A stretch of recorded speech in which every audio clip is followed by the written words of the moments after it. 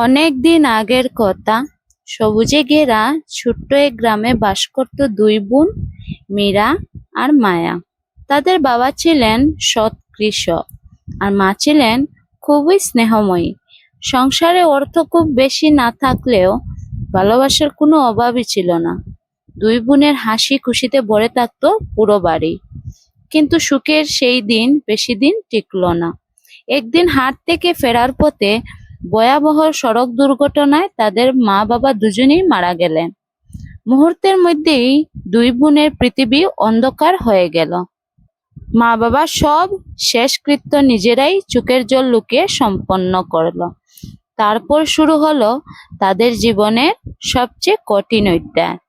এক সন্ধ্যায় নিজের ঘরে বসে মীরা আর মায়া মা বাবার ছবি জড়িয়ে ধরে কাঁদছিল। মীরা বলল, মায়া, মা বাবা থাকলে আজ আমাদের এত কষ্ট হতো না। মায়া চোখের জল মুছে বলল, দিদি, আমরা একসঙ্গে থাকবো, যত কষ্টই আসুক, হার মানব না। অন্যদিকে উঠোনে বসে ষড়যন্ত্র করছিল তাদের ঠাকুমা, কাকা আর কাকিমা। ঠাকুমা বলল, ওদের যদি এখনই তাড়িয়ে না দিই তাহলে সম্পত্তির ভাগ চাইবে। কাকা বলল, সব জমি জমা আমাদের নামে করে নেব, ওদের এক টুকরো সম্পত্তিও দেব না। কাকিমা হেসে বলল, আগে ওদের এত কাজ করাও, তারপর নিজেই চলে যাবে। পরদিন থেকেই শুরু হলো অত্যাচার। ভোর থেকে রাত পর্যন্ত রান্না, বাসন মাজা, দেখাশোনা, ক্ষেতের কাজ সবই করতে হতো দুই বোনকে। সামান্য ভুল হলেই অপমান, গালিগালাজ আর মারধরও করে। গ্রামের মানুষ সব দেখেও ভয়ে কিছু বলতো না। একদিন কাকিমা রাগ করে দুই বোনকে বাড়ি থেকে বের করে দিল। মীরা শুধু বলল, একদিন সত্যর জয় হবেই। দুই বোন গ্রাম ছেড়ে অন্য শহরে চলে গেল। অনেক কষ্ট করে তারা একটি আশ্রমে আশ্রয় পেল। সেখানে তারা সেলাই, পড়াশোনা আর নানা কাজ শিখতে লাগলো।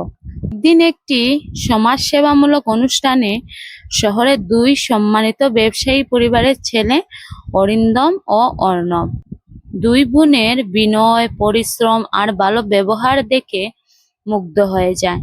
পরিবারের সম্মতিতে মীরা ও মায়ার সঙ্গে তাদের বিয়েও হয়। কিন্তু দুই বোন কখনো নিজের অতীত নিয়ে অহংকার করেনি, বরং সবাইকে সম্মান করেছে। এদিকে গ্রামে ঠাকুমা, কাকা আর কাকিমা শুনলো দুই বোন নাকি খুব গরিব ঘরে বিয়ে করেছে। তারা হেসে বলল, যেমন ভাগ্য তেমন সংসার, এখন বুঝবে আমাদের কথা না শুনলে কি হয়। কয়েক মাস পরে গ্রামের বড় মন্দিরে একটি দান অনুষ্ঠানের আয়োজন হলো। সেখানে বিলাসবহুল গাড়ি থেকে নেমে এলো মীরা আর মায়া। তাদের সঙ্গে ছিলেন তাদের স্বামী এবং পরিবারের অন্য সদস্যরা। গ্রামের সবাই অবাক, কাকা তো অবিশ্বাসের চোখে তাকিয়ে রইল। একজন গ্রামবাসী বলল, ওরা এখন শহরে বড় শিল্পপতির পরিবারের বউ। ঠাকুমার মুখ শুকিয়ে গেল, কাকিমারও মাথা নিচু হয়ে গেল। তারা বুঝতে পারল, যাদের তারা অবহেলা করেছিল তারাই আর সম্মান আর সুখে ভরা জীবনের অধিকারী। কাকা কাঁদতে কাঁদতে বলল, মীরা, মায়া, আমাদের ক্ষমা করে দাও। মীরা শান্ত কণ্ঠে বলল, ক্ষমা করতে শিখিয়েছেন আমাদের মা বাবা, কিন্তু অন্যায়ের ফল একদিন সবাইকেই ভোগ করতে হয়।